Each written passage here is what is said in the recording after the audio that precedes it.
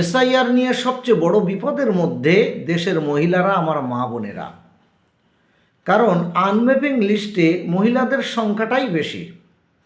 তাদের পিতার নাম কোনো ডকুমেন্টে দেখাতে পারছে না। আরে ভাই, থাকবে কিভাবে? আমাদের দেশ বিয়ের পরে স্বামীর নামে পরিচিতি হয়। সেখানে বাবার নাম 15 বছর 20 বছর পরে আর থাকার কথা নয়। Ration card, I card, Aadhaar card, খাদ্য সুরক্ষা কার্ড, ব্যাংকের বই থেকে শুরু করে যাবতীয় ডকুমেন্টে পিতার নাম আর নেই, স্বামীর নামে পরিচিতি হয়ে গেছে। এই কাজটা করেছে কারা? সরকারি আমলারা। এ কাজটা করেছে সরকারি কোনো না কোনো আধিকারিক, তাদের দপ্তর থেকে কাজটা হয়েছে। আর এতদিন পরে এসে যদি পিতার নাম দেখাতে হয়, তাহলে সেক্ষেত্রে কিভাবে সহ্য করবেন আপনারা? তাই বলি, ছেঁড়া জুতোগুলো আর পুরাতন ঝাঁটাগুলো তৈরি রাখুন মা বোনেরা। এখন নির্বাচন কমিশন চাইছে যে রেশন কার্ডে অন্তত তার বাবার নাম দেখাতে হবে, না হলে তার কোনো না কোনো কাগজে বাবার নাম দেখাতে হবে। আচ্ছা, যারা স্কুলে পড়েছেন, যে সার্টিফিকেট মাধ্যমিক পাস বা অন্যান্য সার্টিফিকেট আছে, সেক্ষেত্রে হয়তো বাবার নাম দেখানো সম্ভব।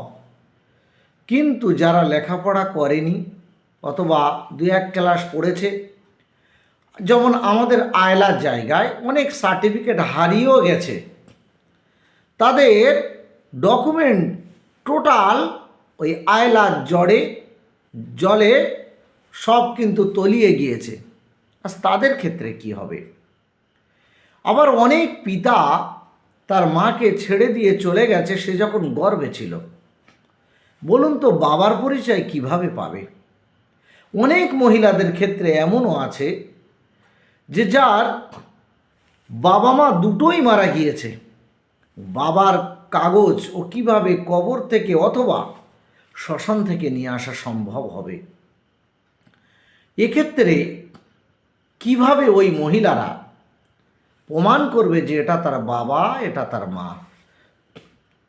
আজকে এই পরিস্থিতি, যে সমস্ত সরকার আজকে ভারতবর্ষের বুকে মানুষকে টান টান উত্তেজনার মধ্যে ঘুম কেড়ে নিয়েছে, আজকে ওই বিজেপি নামক কুলাঙ্গার দলটাকে অতি শীঘ্রই ভারতবর্ষ থেকে উৎখাত করে ফেলতে হবে।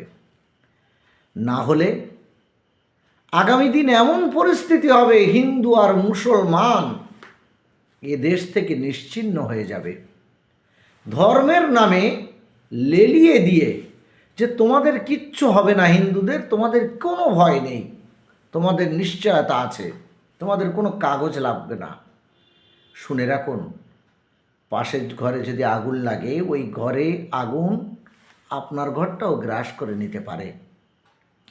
তাই যারা উন্নয়নের সমস্ত দিকটা উধাও করে দিয়ে শুধু ধর্ম নিয়ে মানুষকে গিলিয়ে দিয়ে হই হই রই রই করে আর সব কিছুকে উপেক্ষা করে মানুষের মনে ভীতি সঞ্চার করে দিয়েছে, তাদের জিনা হারাম করে দিতে হবে। তাই সবাই একজোট হন, বিশেষ করে মা বোনেরা। আপনারা ঝাঁটা জুতোগুলো রেডি রাখবেন। কোনো না কোনো দিন ডাক এলে আপনাদেরকে রাজপথে আন্দোলনে ঝাঁপিয়ে পড়তে হবে। আজকে নির্বাচন কমিশন আমার মনে হয় কারো না কারো তামাক খেয়েছে। যদি না হবে, দিন দিন যে কথাগুলো বলছে, এগুলো মেনে নেওয়া যায় না। তাই শুভবুদ্ধি সম্পন্ন মানুষদেরকে বলছি, আপনারা বেছে নেন কারা আমাদের চোখের ঘুম কেড়ে নেওয়ার জন্য সবচেয়ে বেশি দায়ী। তাদেরকে আমরা কখনো শান্তিতে ঘুমাতে দেব না। প্রয়োজনে আমরা নিজেদের সব কিছু উৎসর্গ করে দিয়ে এই স্বৈরাচারী সরকারের বিরুদ্ধে আন্দোলনে ঝাঁপিয়ে পড়ব।